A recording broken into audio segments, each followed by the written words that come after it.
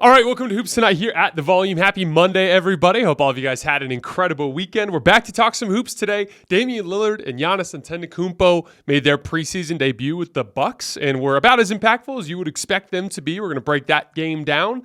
And then we're going to dive into two young players who've had great preseasons so far. Jonathan Kuminga is averaging 26 points per game for the Warriors, a team that desperately needs a forward who's ready to play, not just in the season, but in the postseason. So we're going to do a deep dive into Jonathan Kuminga's preseason, what translates to what they need from him in the long run. And then Victor Wembanyama is putting up just absolutely staggering numbers so far in preseason as well. We're going to dive into his first two performances. And then we're back up to number 2 in our power rankings. The Milwaukee Bucks are up for a full season preview. So we're going to do a full breakdown of everything the Bucks did this offseason and what I expect to see from them this season as well. So jam-packed show. We're going to be spending a lot of time on the Eastern Conference. You guys know the drill before we get started. We did actually just launch a new YouTube channel under Hoops Tonight. So it would mean the world to me if you guys would take the time to hit that subscribe button. And let's try to grow that channel up to some sort of cool, massive number. Let's go for it. And then follow me on Twitter, Instagram, and TikTok, wherever you can find me under Jason Timpf. And then my podcast feed under Hoops Tonight. And then last but not least, we need more mailbag questions. So keep dropping those under the YouTube comments. All right, let's talk some basketball. So it was interesting. The Bucks came out and we were all waiting for the Dame-Giannis pick and roll, which we're going to spend a lot of time talking about today. We're going to talk a little bit about it in this particular breakdown. Then I'm going to do a deep dive into the schematics of the Dame-Giannis pick and roll, all the different ways to guard it, why each one of those ways probably won't work, and everything entailing those two playing together when we get to the season preview. So stick around to the end of the episode for that. But I thought it was interesting that they actually opened the game with back-to-back post-ups for Giannis on the left block. He had that kind of step-through hook shot over Christian Wood, and then he had a turnaround fadeaway over his right shoulder that he missed. But what was interesting is they ran a screening action with Dame to get Giannis the ball on the block. Why is that important? That's an easy way to fight for easy post position. Now, you might say it's Christian Wood. Giannis probably doesn't need help getting deep post position, and that's true. But against certain matchups, especially fire hydrant forwards, right? Like big, strong. Imagine Grant Williams as an example, a guy that's had some success guarding Giannis in the past. Imagine a guy like that. It can be hard for Giannis to bully down to specific spots closer to the basket. So if you run a screening action with a guy like Dame that is impossible to help off of, it makes it so that that forward has to navigate that screening action before they can beat Giannis to that spot. It will help him catch deeper post position. I thought that was an interesting little wrinkle there that you saw right from the opening tip. The first pick and roll they ran on the left wing, Christian Wood and D'Angelo Russell both kind of bracket around Dame. Dame throws that easy pocket pass to Giannis rolling down the middle. The Lakers actually tagged 2 guys on the roller. And in the process, Rui Hachimura rotates down to Brook Lopez. You have 2 wide open shooters. You've got Jay Crowder on the right wing, who Giannis ended up making the pass to. And then you have an even better shooter, who was even more wide open in the left quarter, in Malik Beasley. That's just one action with one simple example of how much chaos it can cause for the defense. And it goes even further than that, because Crowder misses the 3.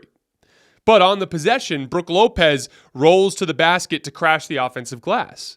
But because Rui kind of rotated on that possession, he was out of position. Because AD was tagging the roller, he was out of position. So what did Brook Lopez do? He just went right under the basket and boxed AD out, got an easy offensive rebound, and put it back in the basket. That's the kind of havoc that is caused when your defense gets put into rotation. We're going to talk about that specific concept a lot today, the concept of getting a defense into rotation and what that means for how much harder it is for them to do that job, especially when we get into the season preview. In the game, they ran a total of 7 pick and rolls together, all in the first half. And here were the outcomes. They had that wide open 3 for Crowder that led to the easy putback, which I just told you about. Second one on the left wing, Dame got doubled. So they just straight up doubled and trapped Dame out by the 3-point line. Giannis rolled to the basket. When he rolled to the basket for like a post-up position, Dame hits him with the pass at the block. And it's kind of like this weird possession where AD's pinned on his top side, in large part because Giannis was rolling to the basket unguarded, and Giannis kind of fumbled the ball and went up and dunked it. It was ugly, but it's 2 points, right? So we're through 2 pick and rolls, and we have 4 points already. The next one, Dame got fouled on a 3-pointer, and he made all three free throws. Then we have a Dame missed pull-up 3. Then we had a Dame, he got downhill on Christian Wood and tried to do like a foul grifty kind of pull-up jump shot that he missed. Then there was a play that Dame rejected the screen and got downhill, like just toasted Taurean Prince. And on the play, he had Brook Lopez wide open in the corner, but he misread the rotation, and he actually ended up kicking to Malik Beasley instead, who wasn't as open. It got rotated to Lopez, but the closeout opportunity was gone. Lopez ended up getting into the lane and missing like a little tough, like kind of like high push shot. But still, I mean, the action itself generated what it was supposed to generate, which was a straight line drive and help defense to make a read. Dame just missed the read. And then the last one, he split Christian Wood on a pick and roll. So Christian Wood showed and he split with the dribble, got downhill and made an and one layup and made the free throw. So he made some bad reads and missed all of his pull-up jump shots. And they still got 10 points out of 7 Giannis Dame ball screens. So like, again, 10 points on 7 ball screens, and it didn't really go all that well and was still kind of sloppy. So, like, again, it's just going to be nearly impossible to guard. And again, I'm going to dive into the schematics of it later on in the show because I do think it's interesting because I've tried to think of any different way that you could guard it. Different types of hedges versus high drop versus blitzing versus dropping versus switching and all the different ramifications that can come into play there. We are going to dive into that later on in the show. Giannis looked more or less like Giannis. He took 5 jumpers and made 1 of them. But he did make every other shot attempt he made, mostly dunks as per usual. I thought Pat Connaughton looked better at the 2-guard spot than Malik Beasley. I think he's just a little bigger, a little better rebounder, and in general, just a more consistent shooter, something that we'll talk about. I covered Malik Beasley very closely with the Lakers last year, so we'll talk about that when we get to the season preview. But I thought that was Pat Connaughton made 4 threes in the game at 8 rebounds. I think he just makes more sense in that 2-guard spot in the long run, unless they have a trade in mind at some point down the road. And then Marjon Beauchamp had a really nice first half. He was out working Cam Reddish. There was a play where he kind of crashed the glass out of the corner. Cam kind of chased him down under the basket, but then Marjon just kept going, kind of like in a banana route around to the front of the rim. Just by being a body perpetually staying in motion, he ends up getting an offensive rebound putback. He had a nice pull-up jump shot off of a curl where his defender was in a trail position. He got downhill, made a little 15-footer. And then there was a play later in the first half where he took a dribble handoff from Pat Connaughton, and the Lakers botched the switch, and both guys ran with Pat. And he actually did a really nice job of looking down, identifying that he was open, seeing that he was in 2-point range, but a long 2, and just took a little step back. That not only set his rhythm, but got him to a point where it was a higher value shot, and he knocked down a 3. He's going to be a very important player for this Bucks team, especially with some of the depth that they lost in the Jrue Holiday trade. But overall, I thought it was a really encouraging first performance for the Bucks. On the defensive end, obviously the talk was Dame on defense. What is he going to be able to accomplish compared to what Jrue accomplished? And you saw some of the downsides of that early on. You saw Rui Hachimura attacking Dame in the post, and there was a play where he got a deep seal, and they were able to throw the pass over the top, and Rui got a dunk because Dame tried to front him. And then there was a play where they double-teamed Rui on a Dame post-up when Rui was attacking Dame. Rui made the skip pass that ended up working around back to Anthony Davis in rotation for an easy layup and one. So there's some things they're going to have to work on. Like, for instance, like if Dame is going to front the post, there has to be backside help, right? If you're going to double Dame in post-up situations, there's got to be really sharp rotations. Again, like a lot of people are going to hyper-focus on that. And like, here's what I would say. Dame is not the only basketball player in the league that Rui Hachimura or other big forwards around the league can post up. It's very nice that Jrue was uniquely equipped to be able to kind of battle against that stuff, but he's unique in that sense. Every team in the league has those problems to some extent. Some sort of smaller player in the backcourt that if you post him up, you can have problems, right? Now, this particular Bucks team hasn't had that problem as much in years past, but this year that's something they're going to have to sharpen up in their defense. They're going to have basically contingencies set up to make it so that they can come up or make up for Dame's lack of size in specific matchups. Overall, though, like I said, I thought it was very encouraging. On the Lakers front, another really solid performance from Anthony Davis, 16 points, 7 rebounds, and 5 assists with 0 turnovers, 2 steals, and 2 blocks in one half of play. Hard to do much better than that. Another one of those plays that just kind of demonstrates how incredibly gifted Anthony Davis is defensively. Damian Lillard comes off a dribble handoff in the right corner. And he ends up kind of like right at where the above the break line starts. And he appears wide open. If you freeze it, Dame has the ball and he's wide open. And Anthony Davis takes one step and rises up to contest and blocks a Damian Lillard pull-up 3. I know the NBA GMs, for whatever reason, have it out for him, but I still think he's the best defensive player in the league. And that was just an unbelievable, only he can make that type of play performance from Anthony Davis. He is plus 25 in his shifts so far in preseason.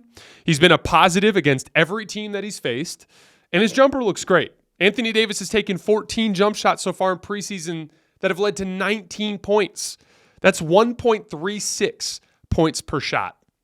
Last year in the regular season, he was at 0.78. So he's almost twice as efficient so far in preseason with his jump shot as he was last season. Now, again, small sample size, preseason. Obviously, like I wouldn't expect many players in the league to maintain that type of jump shot efficiency over the course of a season, but it's a really good sign that Anthony Davis has been working on that specifically a lot this offseason. His release looks smoother. I think it's a very encouraging sign of what's to come because they need him to make those jump shots. One of our mailbag questions later is involving LeBron's jump shot. And there's going to be some talk there, and it does matter. But at the end of the day, to me, especially at this phase in his career, Anthony Davis and his over-the-top scoring is going to be the thing that kind of like separates their offense from what it can be from what it was last year. He did hit a nice little step-back jump shot over Brook Lopez. That kind of like over-the-top shot-making in particular is going to be super valuable for a Lakers team that struggled in the half court, especially in clutch situations last year in the postseason. Taurean Prince as a starter. This is my last Lakers thing, and then we're going to move on to the young guys. So I was under the impression before the season, well, Jovan Buha told us when he came on the show that he thought Rui Hachimura was the clubhouse favorite coming into preseason. Then after the start of camp and stuff, him and I were both leaning towards Jared Vanderbilt. But a couple things. Jared Vanderbilt's been a little hurt, and Rui Hachimura makes a lot of sense coming off the bench. And as a result of that, Taurean Prince has gotten opportunity. And Taurean Prince has been playing lights out in that starting 3 position. Now, here's the thing. It's all about synergy that's making this work, in my opinion, and the reason why I think he's got a chance to earn this spot. I don't think Taurean does any one thing as well as Jared Vanderbilt does defensively on the perimeter, or as Rui Hachimura can do as a scorer in general with his physical tools, right? But he does a lot of things pretty well, right? And he's probably the best standstill jump shooter than out of those 3 guys. Here's the thing. In a lineup that's going to have Austin Reeves, a high-level shot creator, D'Angelo Russell, high-level shot creator, LeBron James, a high-level shot creator, and Anthony Davis, a high-level shot creator, you need a guy who's a specialist when it comes to knocking down spot-up three-point shots, right? Or making plays, attacking closeouts. And then on the defensive end of the floor, he's not as good of a perimeter defender as Jared Vanderbilt, but he is a better perimeter defender than Rui Hachimura. He's a little thinner, a little quicker with his feet, and better at navigating screens. And so, in a weird way, it's less about which player's best out of those 3 guys, and more about which player complements the core 4 players more. And it's clear that Taurean Prince complements the core 4 Lakers starters at a really high level right now. And I think as of right now, it appears that he will be the starter on opening night at the small forward. And then here's the thing, that just opens up the ability to go to bench lineups that have Jared Vanderbilt and Rui Hachimura in them, which takes even further to the concept that I've been talking about with the Lakers all preseason, which is about their depth and the advantage that provides over the course of the 82. The ability to have guys out of the lineup and have your bench lineup still have guys that are high caliber players. Guys like Gabe Vincent, who started on a finals team. Guys like Rui Hachimura, who was a very important player on a conference finals team last year, right? Jackson Hayes is a better backup center than what they had last year. Jared Vanderbilt is one of the better perimeter defenders in the league. So you can kind of piece that together and see that just from the sheer standpoint of down the roster talent, they're in a better position than they were in years past. All right, so a lot of talk in the preseason for Golden State about what they're going to do at the forward position, right? And we saw last year that Steve Kerr did not trust Jonathan Kuminga, but he did trust Moses Moody, especially towards the latter portion of that Lakers series. He was playing solid point of attack defense, although he's committing a few too many fouls, and he shot the ball well. And that kind of ended up being the reason why he got that spot. Now, we know they brought in Dario Saric, who's going to be a guy who helps with forward depth, but that's going to be matchup dependent. There are going to be teams out there where you can't afford to have a guy like Dario Saric on the floor with some of his limitations defensively, right? And so what they're hoping for is for one of these forwards to pop. And obviously Moses Moody is like your higher floor, lower ceiling option, right? He's a guy that is a better standstill knockdown three-point shooter than Jonathan Kuminga, but not as good at putting the ball on the floor as Jonathan Kuminga, right? Not as athletic as Jonathan Kuminga. He's a good physical point of attack defender, but he's not as good as Jonathan Kuminga can be when he's at his peak at the perimeter. Jonathan Kuminga's got a little bit of that Andrew Wiggins potential as an athletic perimeter defender, right? But in terms of decision-making and just what he does well that fits alongside the core Warriors players, Moody's been in a better position over the course of the last couple of years. But Jonathan Kuminga is hooping his ass off in preseason. He's averaging 26 points, 6 rebounds, and 3 assists so far, 55% from the field, 47% from 3 on 6 attempts per game, and 76% from the line. He's converting spot-up possessions at 1.2 points per possession, and his half-court creation metrics have been outstanding. 9 points on 8 pick and rolls, that's over a point per possession. 13 points on 9 ISOs, that's way over a point per possession. And 8 points on 6 post-ups. That totals at 30 points on 23 possessions against set half-court defenses where he's initiating the action, and he's at 1.3 points per possession. That's outstanding. He's made 10 of his 19 jump shots.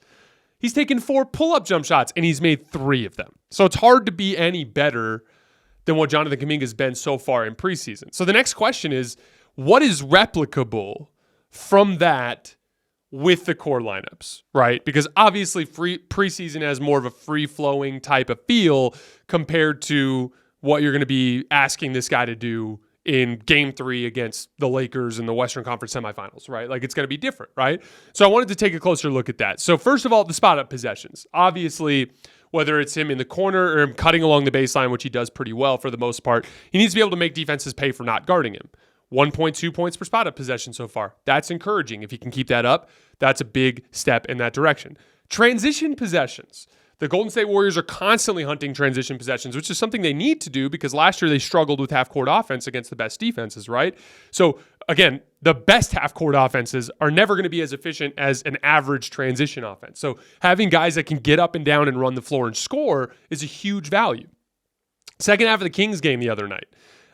He blew by Kevin Huerter in semi-transition. He's coming up the left wing. Huerter's backpedaling. Huerter's just a smaller, less athletic player. And Kuminga just hits him with a hard right-handed dribble, just blows right by him, lays it up on the right side of the rim, right? Like, that's something that he can continue to do even with the core guys. He's had a couple of baskets trailing the play, right? Like, we saw the Gary Payton drop-off pass where Kuminga was, like, floating head above the rim as he laid it in, and then he had that lob dunk in the Lakers game. These are easy buckets that he can get in the flow of the offense without having to command half-court possessions or take the ball away from Steph Curry or do something that he's not going to be able to do in some sort of key postseason environment. That is a legitimate weapon to have, an athlete that can run the floor in transition and score. The matchup attacking, I think, has been really interesting. And again, are they going to run a bunch of Kuminga ISOs or post-ups at the end of a close playoff game? Probably not. But it is a useful weapon over the course of the 82, and if he demonstrates it over the 82, you might see it in bench runs during the playoffs, like late first quarter, early second quarter, late third quarter, early fourth quarter, where you might see Jonathan Kuminga get some opportunities to score. He's just too damn big, strong, and athletic for most of these NBA defenders. And they've done some stuff to make it easy on him, right? Like, I've seen, especially against the Kings, they had a couple plays where they cleared the side for him. There was that play where he cleared the side against De'Aaron Fox. It was in the first half. And, like, he patiently waited for the guys to go get spaced out. And then he literally didn't do anything fancy. He just looked De'Aaron Fox in the face, ripped through to the middle, shouldered him with that left arm, bumped him off, and made an easy floater in the lane. That's easy basketball. De'Aaron Fox is a good defensive player, but that's just a bigger, stronger athlete. There's nothing he can do about that. Then in the second half, same thing. They clear the right side this time. And he's going against Sasha Vezenkov. Same thing, just hard dribble towards the left. Vezenkov cuts him off because he anticipated the move, but there's just no way in hell he's going to be able to hang with him on the counter move. Hard dribble, spin, all the way to the basket. Easy layup at the rim. A layup he's going to literally make 100% of the time. That's the type of physical advantage he brings to the table. Second half against Alex Len, he gets him on a switch. They're spaced out in 5-out spacing. He doesn't even have a cleared side, but he just beats Alex Len with a really quick dribble to the left hand in a layup. And then I know you guys all remember the first Lakers game, the very first preseason game when he hit that a spin move against Taurean Prince in the lane for the and one. He just has such a physical advantage that there's points there. And the Warriors, again, they're putting him in positions where he has significant physical advantages and where he's got good spacing, meaning they are either clearing the side or making his reads easy. Why is clearing the side important? Because then you don't have to worry about help from one side of the court. You can just face the other side. A lot of young players and guys that, aren't accustomed to being floor generals are not as good at kind of digesting everything that's happening on the court. So clear a side for him. You take away half of his decision-making process and you make things easier for him. And then lastly, he's using his gifts. He's not taking dumb fadeaways. He's not settling. He is being physically aggressive towards the basket and elevating over the top of guys for easy shots. Now, the question is, what will be the keys for him to crack the playoff rotation, to get more minutes than guys like Dario Saric or Moses Moody? Because here's the thing. Like, Moses Moody, to me, is that higher floor, lower ceiling option, right? Like, he's going to be more consistent in all likelihood. Dario Saric, I would argue, even higher floor, right? Because he's just a veteran who's been in he's just played a lot more basketball, right? So obviously the floor is higher for those guys. But unquestionably, the ceiling is higher for Kuminga. There's a universe where if he gets 18 minutes a game in the playoffs, that he could have a 20-point game or two. That's the type of ceiling that he has that a guy like Moses Moody doesn't have. But in order to crack the rotation, he's got to be sharp in some specific areas. He has to defend on the perimeter at the same level that Andrew Wiggins does, which is something he's more than capable of. He has to shoot the ball close to as well as he has in the preseason. That's something he's capable of. But most importantly, he has to consistently make good decisions. That's the big pet peeve for the Warriors. Ball stopping, missing that extra pass to one of their shooters, lack of attention to detail and transition defense, help defense, things along those lines.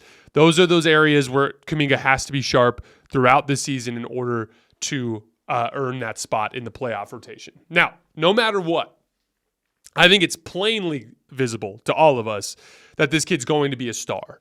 It's just a matter of when. The tools are too insane. The leaps that he's making on a season-by-season basis with his specific skill set you can't deny it at this point. It might take another 4 or 5 years, but I think Jonathan Kuminga has all-star in his future.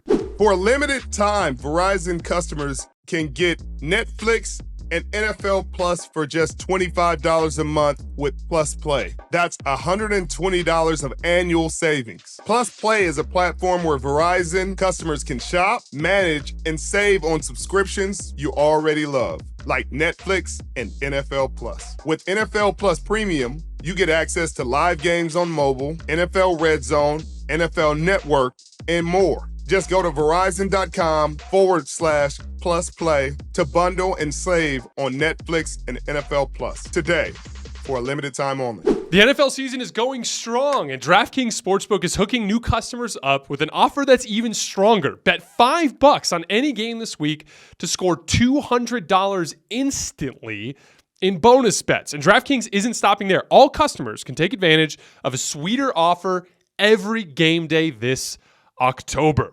There are 8 games this weekend that have point spreads that are either 3 or smaller than 3. Lots of good betting opportunities for you guys to take advantage of. Get in on the game day greatness. Download the DraftKings Sportsbook app now and use code HOOPS. New customers can score $200 instantly in bonus bets when you bet 5 on the NFL. That's code HOOPS, HOOPS, only on the DraftKings Sportsbook app, an official sports betting partner of the NFL. The crown is yours. All right, let's move on to Victor Wembanyama. So far in 2 preseason games, Wemby is scoring at a rate of 37 points per 36 minutes on 64% shooting.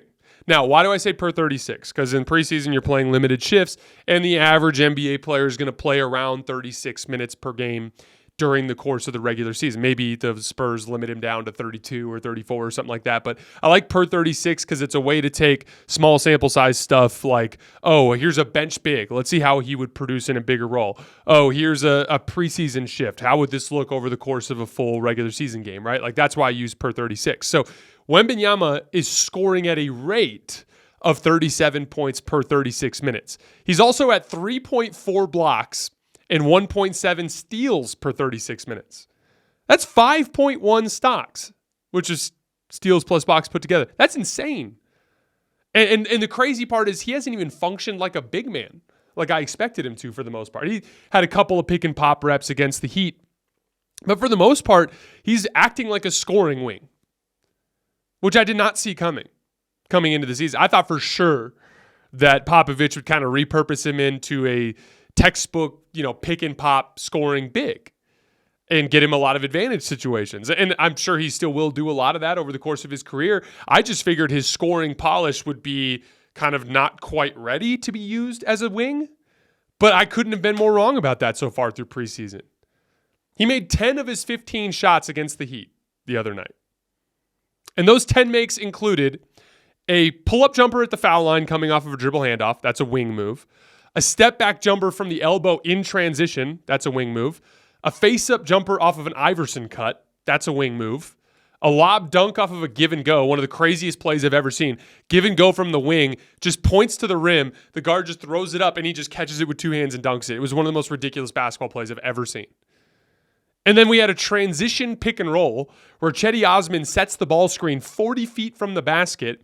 He gets into the screen defender, hits an in and out between the legs, step back jump shot. And then on a pick and pop, he had a jab step, driving left, hard dribble with his left hand, spinning into a left shoulder fade. These are all super high level wing scoring plays. And here's the thing. Again, I thought he was going to be a big man who slowly learned how to shoot at a high level and how to score from the wing at a high level. If he's just going to come into the league and be a stretched out Kevin Durant from day one, we need to recalibrate everything about what this kid can be. Because that's the hard stuff. When he's on good basketball teams, there's going to be easy stuff. The pick and pops. He had a wide open pick and pop three against Miami. He had the left shoulder fade. That was attacking a closeout out of a pick and pop. He's going to have lots of advantage situations. That crazy left-handed dunk he had over Thomas Bryant, where Thomas Bryant looked over at the sideline like, what the hell am I supposed to do with that? Which, by the way, is one of my favorite NBA clips ever. That needs to be in the Wembanyama documentary 25 years from now. It's just Thomas Bryant looking over like, what am I supposed to do, guys? But that was off of a drop-off to the dunker spot. Someone else was driving. He's standing there in the dunker spot. He gets the ball, and he just takes the dribble and goes up and finishes. He's going to get lots of easy stuff in his NBA career, especially when he starts playing alongside players that are at least nearby his caliber, right? But if he's already got the hard stuff, that's just rescue possessions and, late game, slow down half court situations where that stuff becomes vitally important. Those are ceiling raisers. When he actually gets to a point where the game is super easy for him, that stuff will just push him to the next level of impact. But to put it simply, he is way, way, way more polished and way, way closer to that wing score archetype level of skill than I would expect him to be at this point. I thought we'd see flashes. We saw flashes, right? We saw flashes in Europe. We saw him hit a one-leg pull-up three. We saw him take crazy off-the-dribble jump shots. But, we never anticipated that he'd be able to come into the NBA and then just immediately score at that rate, at that level of efficiency. And again, it's just preseason, but it's hard not to be excited at this point. We're not seeing flashes. We're seeing a super confident scorer at this point. So far, he's at 58% in effective field goal percentage on jump shots overall. He's made 5 of his 7 pull-up jump shot attempts. He's 9 for 9 at the rim. And he's at 9 points on 7 post-ups and ISOs, which is well over a point per possession. It's hard to get off to a much better start than that. And again, guys, don't underestimate the defensive impact there. 5.1 stocks, steals plus blocks, per 36 minutes. That's insane. Jaren Jackson led the league in stocks per game last year at 4. A little under 4. We're talking about an unprecedented ability to disrupt NBA offenses with deflections and steals and blocks. It's not normal. And it's honestly funny looking back at the Summer League now, because do you remember how everybody reacted after that first Victor Wembanyama game? And those of you guys who listen to the show, do you remember what I said then? I said, this is not what it's going to look like when he's playing on a real NBA roster. It's going to be a lot easier for him. And I mean, how stupid does that all look now? The people that said, oh, it's just another bull, how does that look now? Again, I tried to get people not to overthink it because, This isn't a guy that only showed potential in workouts or anything like that. He was a very, very good player playing against grown-ass men last year. Professionally. If I'm not mistaken, his team made it to the championship. I think they lost in the finals. So, again, there's a lot more that's proven about Victor than we thought, but he's also proving to be even better than we thought at the same time. And I hope everybody gets on board with it pretty quickly. All right, moving on to our season preview for the Milwaukee Bucks. So our offseason recap. They lost Grayson Allen, Javon Carter, Goran Dragic, Jrue Holiday, Joe Ingles, Myers Leonard, and Wesley Matthews. They added Malik Beasley, Robin Lopez, Cam Payne, Ty Washington, a backup guard for the Rockets last year. Drew Timme is a Milwaukee Buck. And Damian Lillard, who we're going to talk about in a little bit. Their depth chart as of right now, Damian Lillard, Pat Connaughton, Malik Beasley, Cam Payne, and Ty Washington at guard. At forward, Giannis Antetokounmpo, Chris Middleton, Marjan Beauchamp, Jay Crowder, Bobby Portis, depending on who you ask. And then Brook Lopez, Robin Lopez, and Drew Timme. Now, why was the Damian Lillard trade the right move? And before I frame this, I want to talk about kind of the devil's advocate case against it, right? Because there were some, galaxy brain people out there trying to overthink it. And the case was basically you give up Grayson Allen in the deal, who's a starting NBA 2 guard. And he was particularly important to the Bucks last year because not only was he an outstanding spot-up player, but he specifically was very good at deep above the break threes. So, you could position him on the left wing or on the right wing, 25, 26 feet away from the basket, and he was going to pull that defender away from digging down because he could consistently knock that shot down. So he was pretty important, right? And then, obviously, you give up your best and most versatile perimeter defender in Jrue Holiday, right? And a guy who was a huge part of their defensive identity when they won the title in 2021. I'd argue he was their second most important defensive player, right? So, that's the devil's advocate case. You give up that depth at the starting 2-guard spot and you give up your defensive identity. But here's the harsh truth. And this is, again, I talk all the time about NBA front offices and being honest with what your predicament is, even above and beyond wins and losses. Because whatever happened last year, it doesn't necessarily have anything to do with what your current predicament is, right? So you won the title in 2021 and it's completely legitimate, but that doesn't mean that your next title is going to look like that. It might have to look different, right? And see, here's the thing. You won your title in 2021 off the strength of your defensive identity. But every playoff defeat outside of that over the last 5 years has come down to the same thing every single time. Half-court offense. It's getting stuck in the half-court against a better half-court shot creator on the other team and not being able to score. There was some hope, especially after 2021 when he had the free throw shooting performance in Game 6 in the finals. There was some hope that Giannis would polish up as a scorer, right? And polish up as a free throw shooter, and that would fix the half-court offense issues. But instead, the opposite is happening. Giannis dropped back below 65% from the foul line last year. It was his worst mark from the foul line since 2020. And last year, on shot attempts outside of the restricted area, Giannis was 171 for 560. That's 30.5%. He doesn't even have a reliable hook shot. He only made 13 all season last year on 35%, and he was 2 for 7 in the playoffs. And this is not a young player anymore. He's been in the league 10 seasons. He's going into his 11th season. So that ship has sailed.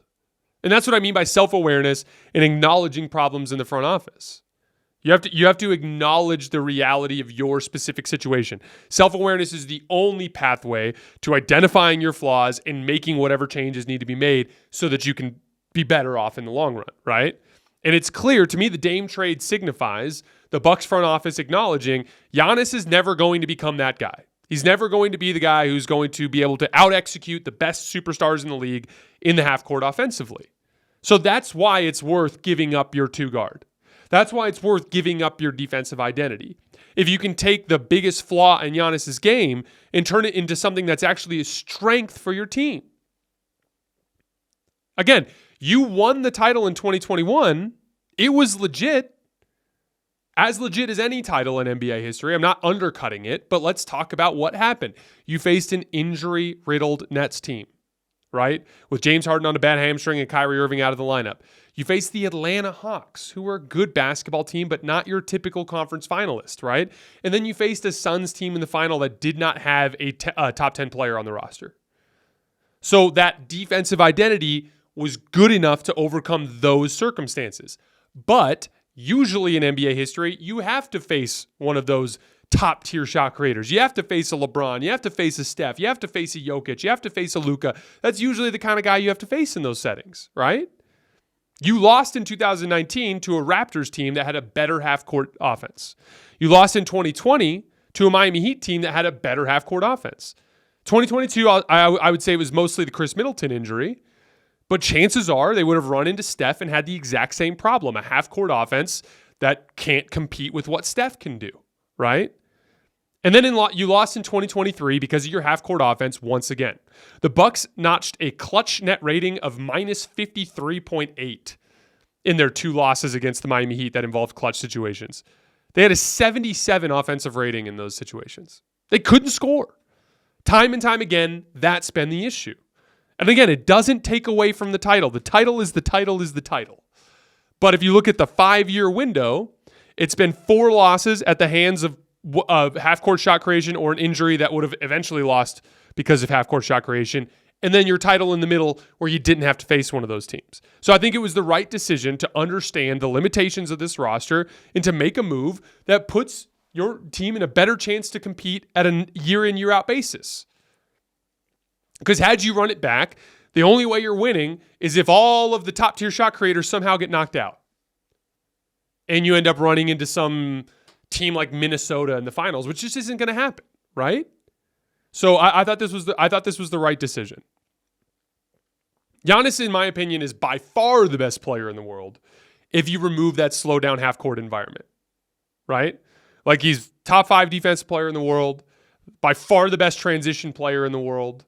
He's a very, very good passer. He does all these things exceedingly well, but he just can't make shots over the top of the defense, right? And so, like, that's where that limitation. And again, like, Jrue Holiday and Chris Middleton were good players, but they were never consistently good enough to overcome that. Now, will they have defensive questions to answer with Dame? Of course. But now, at the very least, when they end up in these slow-down half-court environments against the best shot creators in the league, they have one of the top-tier guys in the league, too, in that situation. Not to mention, in general, throughout the whole season and throughout the entire playoff run, you've just given a much better offensive firepower to your offense that will make Giannis's job easier, that will allow him to devote more resources to what he's best at, which is dominating games on the defensive end of the floor, which is being that freight train in transition that nobody can stop. Do you remember in that Celtics series in 2022 how tired Giannis looked at the end? And he still almost won it. Imagine what he can do as a wrecking ball in games when Dame can take 2/3 of those offensive slowdown half-court possessions. Then we have the natural synergy of the Dame-Giannis 2-man game.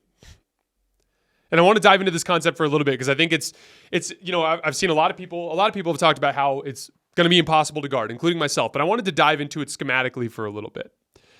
And, to me, it comes down to getting dribble penetration and getting teams into rotation. Like I said at the very beginning of the show, getting a defense in rotation is kind of the theme of this show. And the reason why is because it's just an easier way to play basketball. Think of it simply, okay? I'm guarding you. You're where the camera is. If I'm just standing here, ready to go, sitting in a defensive stance with my hand up, it's going to be a lot harder for you to score than if I'm 10 feet further back and I'm sprinting at you full speed in a closeout, right? That's pretty simple concept, right? But the only way you were going to get that situation is if one of your other offensive players at the beginning of the possession, when the defense is set, can draw a help defender. Because once you draw the help defender, that's what leaves you open, which allows me to make that pass. And from there, the defense is in rotation. You pump fake and beat me off the dribble. Now you engage another help defender, which leaves another open player, right? And then you can drive and kick until you get the right shot, which is going to be a wide open 3 or a layup or a dunk at the basket, right? But the only way you can get a defense in rotation is to get dribble penetration. And again, dribble penetration does not have to be me beating my guy off the dribble, right? And we know Giannis can do that. But there are other ways to generate dribble penetration. What if you just beat someone backdoor, right? Standing on the sideline, guys overplaying the passing lane, I cut backdoor. You hit me with a bounce pass, I'm going to draw a help defender, right? And then a big one is slipping ball screens. Come to set a ball screen, then I slip to the basket. You throw the ball over the top. If both defenders are behind me, you're going to have to send a help defender. Now you're in rotation. So you can find opportunities to get the defense in rotation without having to say, Giannis, beat this guy off the dribble, right? And so that's where the Damian Lillard, Giannis two-man game comes into the picture.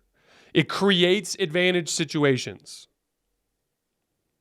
And it's just way easier to play basketball that way when you have an advantage versus when defenses are set. This is why every defense tries to guard ISOs one-on-one, tries to guard post-ups one-on-one, tries to guard pick and roll and dribble handoffs 2-on-2, tries to guard Spain pick and roll and other three-man actions 3-on-3. They do that because they're trying to stay out of rotation, because they know if they're in rotation, they're going to give up open threes, they're going to give up open layups, and they're going to give up offensive rebounds because guys aren't matched up.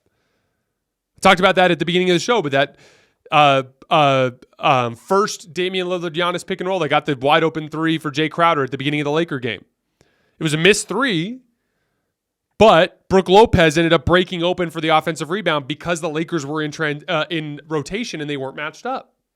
Getting the opponent's defense into rotation is the key to any offensive success. And so this is where that two-man game comes into the picture.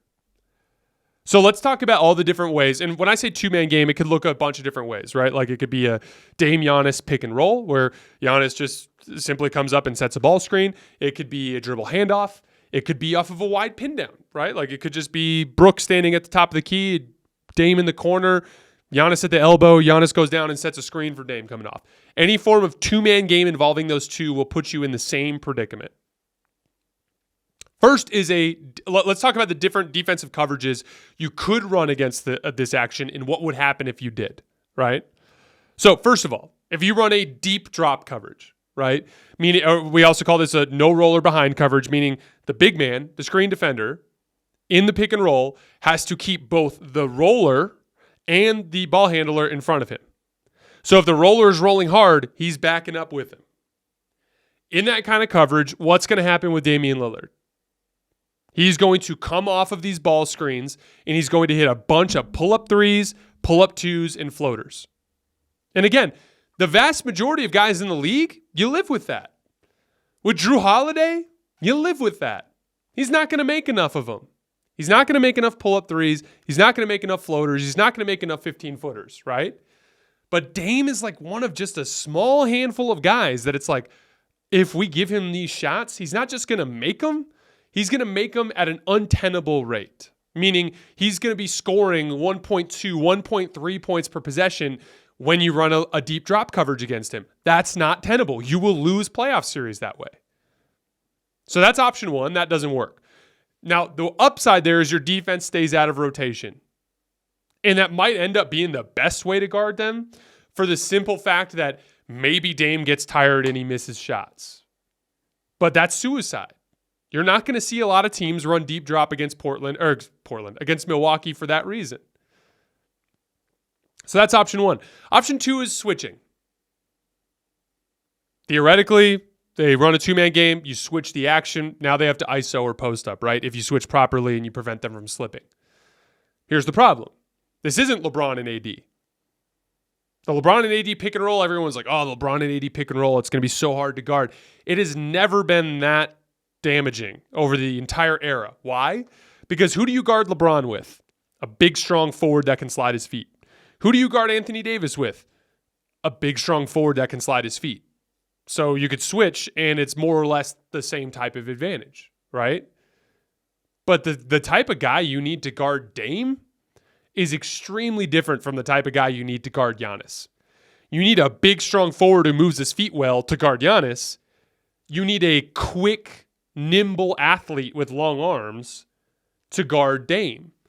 And that quick, nimble athlete is going to get pulverized in the post by Giannis. And that big, strong forward that moves his feet well is going to get absolutely barbecued by Damian Lillard. And it's either going to be Giannis catching in the post, an immediate double team, which gets your defense in rotation, or it's going to be Dame beating his man off the dribble, the big man off the dribble, which is going to get your defense in rotation. Or you can force Dame to take step-back threes by giving him space, which he's going to make at such a high rate it's untenable anyway, because he's one of the small handful of guys in the league that you can't afford to give that shot to. So switching, not going to work.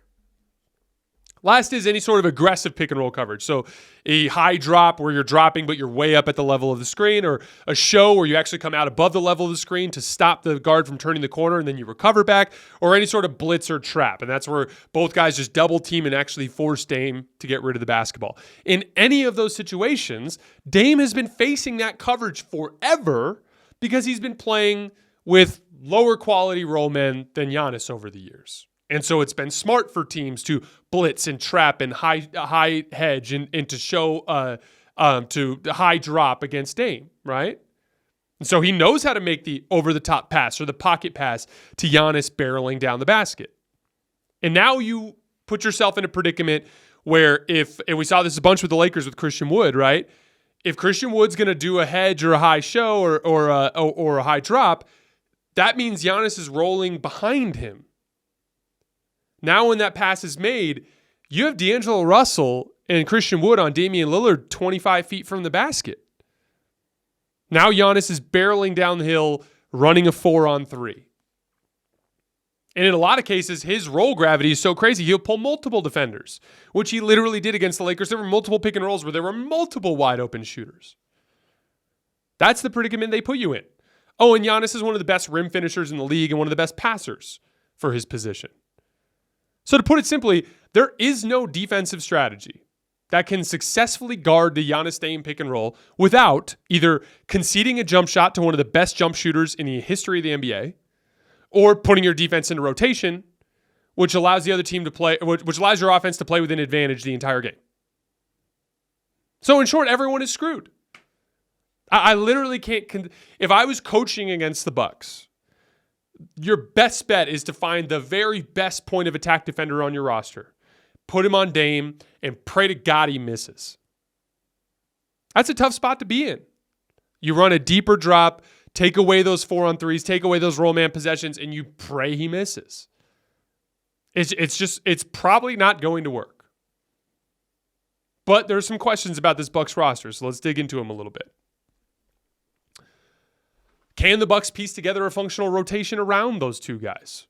The first question is the two-guard spot. This was the Grayson Allen spot. We talked about it earlier, but he was a deadly spot-up threat, and specifically with deep three-point shooting and the value that brought.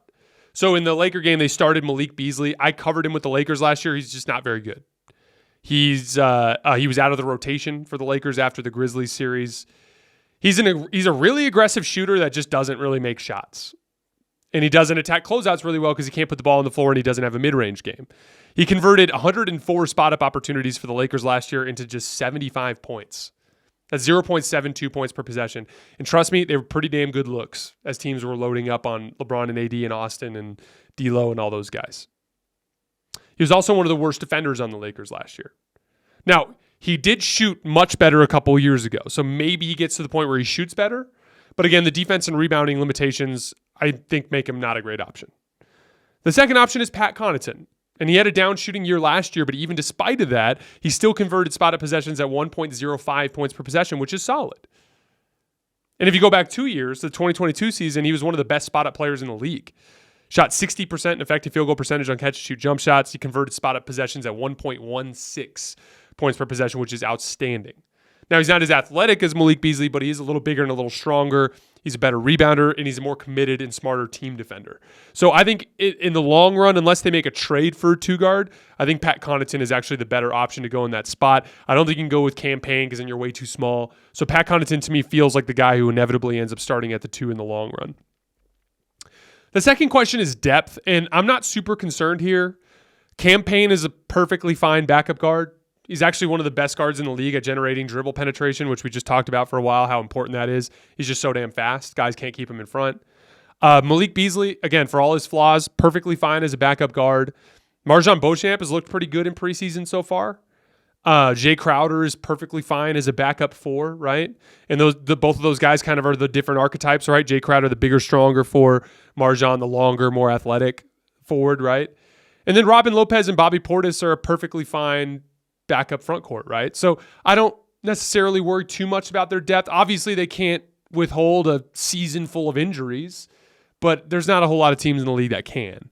The biggest question is their playoff rotation, right? Like, you got to have at least 8 guys that you can trust. Well, you got 4 right away. Giannis, Dame, Chris, and Brook. There's 4. Pat, I've seen him play a role in a playoff team. I think he can be fine. I thought he played really well for the 2022 Bucks. So you really just need 3 more out of Jay Crowder, Bobby Portis, who I think both of them will be fine. That's 7.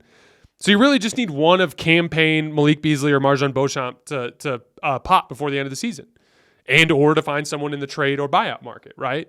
So, like, again, you need injury luck, but NBA history tells us you need injury luck anyway to win the title.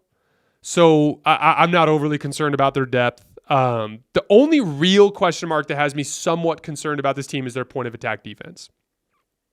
They have the star talent. They have the shooting. They have the defensive foundation of Giannis and Brook in the front court, but they are not a good perimeter defense team on paper. Like if you face, there are certain teams that it might not matter against. Like if you face Miami tomorrow in the playoffs, you're fine with Chris Middleton guarding Jimmy Butler. None of those other guards are going to hurt you enough for it to matter. But specific matchups, teams like Cleveland, multiple shot creators in the backcourt, right? Teams like Boston who are loaded with shot creation, right? Like Philly has a little bit of that with Tyrese Maxey and James Harden potentially, right? Teams in the Western Conference that they could see in the finals. Teams like, Golden State, teams like Denver, teams like Phoenix. There are a lot of teams that are going to have a lot of perimeter options that they can go at the Bucks with. And so that's going to be the one thing that I'm going to have to look at with them over the course of the season and whether or not that could be a problem. And again, like we talked about that defensive rotation concept, that goes both ways. If your point of attack defenders are giving up too easy dribble penetration, then your defense is in rotation all the time, which can be a problem. But here's where I'm at with it. I think you can guard Cleveland just like New York did, right? Because of the Evan Mobley, Jared Allen problem, a guy like Brook Lopez is going to be able to kind of split that difference and guard both of those guys as Evan Mobley's rolling down to the basket. So I'm not too worried about Cleveland. I know they brought in some shooting, but it's the front court that I think makes them easy to guard. Miami's not going to hit enough pull-up jump shots, not unless they make a trade. Philly, I don't think, is going to hit enough pull-up jump shots. Boston, I think they have enough aggregate ball handling to really spread the Bucks out and cause some problems. But their execution is so sloppy, I never trust their offense to really be a weapon at that phase. It's the West where I really start to get concerned. Teams like Denver, teams like Golden State, teams like Phoenix that have a ton of pull-up shooting, a ton of perimeter talent.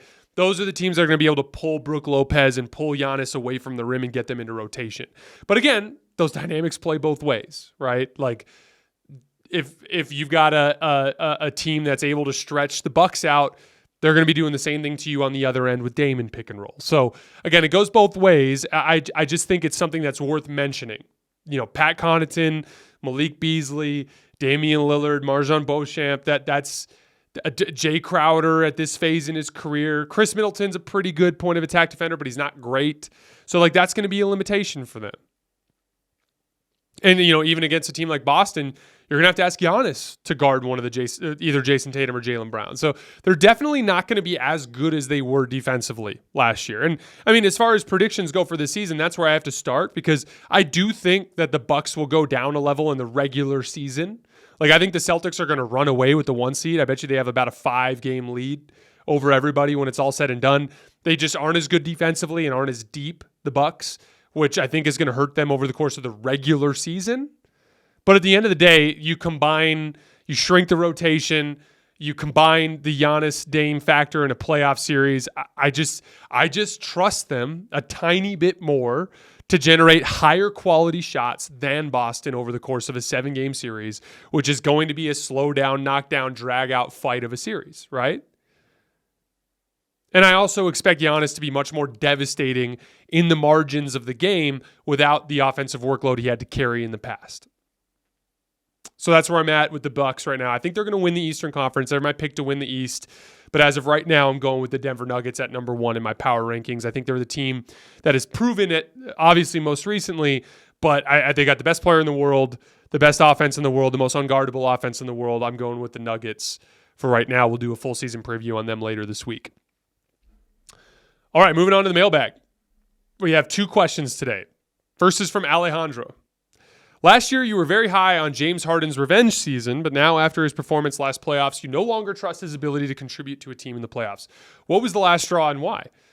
Last season. First of all, great question, Alejandro, but that's the reason. If there was a season where James would finally pop in the playoffs, it was last year. Why?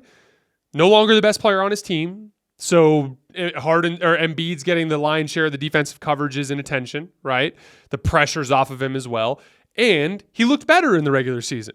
Like he looked in shape and like it looked like the best version of James Harden that could have existed within that age of his career, right? And he still was atrocious in the playoffs outside of 2 games. So it's hard for me to believe that another year is going to suddenly fix that problem. The reality is the stuff that he does, specifically his rim finishing, tanked in the postseason, but also timely turnovers and decision making, like always. So, like again, like if there was a year where it would have come together for him, it was last year, and it didn't happen, which leaves me utterly discouraged, regardless of what happens for James Harden this season, as to what he could potentially accomplish in this postseason.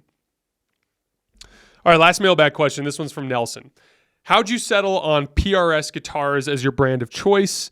Which one do you use the most and why? So I got into PRS from the standpoint of like learning of its existence through Dead and Company and John Mayer, right? John was playing, this guy right here was playing that's the what they call the Super Eagle. It was a custom guitar that they made. I want to say they were charging like $20,000 for them, but they only made like 100 of them, I think. And it was like kind of this cool custom guitar. It was a semi-hollow. It had this 3 pickup setup. It was supposed to mimic Jerry Garcia's guitars that he was using. It also had a preamp built into it, like a treble boost, and these like vintage style pickups. That's what they call their 5815s. And I just fell in love with this guitar, but obviously I was never going to be able to get a $20,000 guitar. So I just started looking into PRS. It's funny because I always look at sales as like a 2-pronged approach. Like you got to have something that catches people's attention, and then you have to have the long form sales pitch, which is like, okay, now I have your attention. Let me tell you why, using our product is best. And so obviously John Mayer got my initial attention to the guitar. I just thought it looked really cool. I liked the birds on the neck. I loved the way it sounded when he was playing it. And so then I started doing research, and they are made in Maryland, and their quality control is just legendary. Every piece of the guitar, when they finish, the guitar tech who's working that piece has to initial in a part that's invisible. They have to initial that piece so that if like this guitar had an issue and I sent it back, they would literally disassemble it, and they would be able to basically hold the person accountable for making that particular mistake. So they have really high level quality control. In general, I felt like a real passion from the whole company in their overall quality and their guitar making. And then I've really been a fan of the curly maple stuff that they do. So this is what they call a CE24. So this is one of their lower level pieces of wood. But you could just see this like beautiful, like kind of like striations in the maple. And all they do is stain it, and it pulls out all those lines, which gives you like that tiger stripe. And then this one above me here, this is the hollow body 2 piezo. It's a whole thing because it does the acoustic sound out of the bridge. But this is a 10 top, so this is one of their higher quality pieces of wood.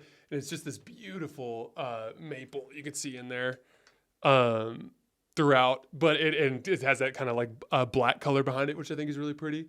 But so I've always been drawn to their craftsmanship, but they're also just beautiful sounding guitars. And so these are the 2 that I have. The CE24, this is like their modern pickup. This is actually the guitar that I think is the best for the price from PRS, because you save money with a little bit of the cheaper wood, and then they do a bolt-on neck, and they do a maple neck, and then they do a steel bridge.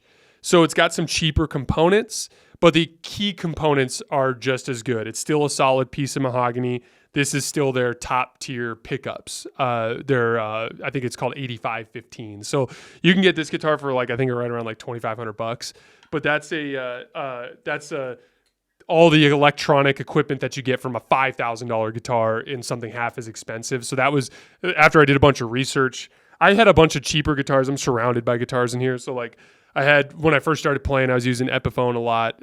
So I've got an SG and a Les Paul over here that are Epiphone, but they're just, I was ready to get a real guitar. And so that was when I saved up and got that one. Really good price point. This one, I just really wanted the vintage sound, and then I wanted to be able to play acoustic. And so this one does both of those. This guitar is really, really cool. Literally you can plug in, see how there's 2 ports on it? So that port is just for the acoustic, and then this is for both. And then there's a switch, and you can actually blend the 2 sounds together. So you can get a bunch of really cool sounds out of this. And then in my opinion, the 5815 vintage pickups are just unbelievable sounding. But the one downside with that one is with the way that it's set up, it's a little harder to reach the top of the neck. So ironically, this is the easiest guitar for me to play, and just in terms of mobility with my hands. But I think this one sounds the best. So I kind of alternate through, and I have a Fender Stratocaster that's behind the camera. Those of you guys who play guitar know there's super unique sounds that you get from every guitar type, right? There's these PRSs this PRS, I can actually pop this tone knob out, which turns this into a single coil. But the single coil sound that the PRSs make when you pop the knob are not even remotely close to what a Stratocaster sounds like. You just can't replicate a Stratocaster neck pickup or neck middle or treble middle, right? Or you just can't. You can't beat those very, very unique Stratocaster sounds. So I kind of rotate through based on what mood I'm in, right? Again, that's just a hobby of mine. It's not something I take nearly as seriously as basketball. I'd say it's in a very, very clear second place, but it is something that I love to do for fun. Great question, Nelson. Thank you, Alejandro, as well. Don't forget to keep dropping mailbag questions in the YouTube comments. Does not have to be related to basketball. I actually think it's fun to occasionally talk about something different. As always, I appreciate you guys for supporting the show, and I will see you tomorrow for some more preseason breakouts.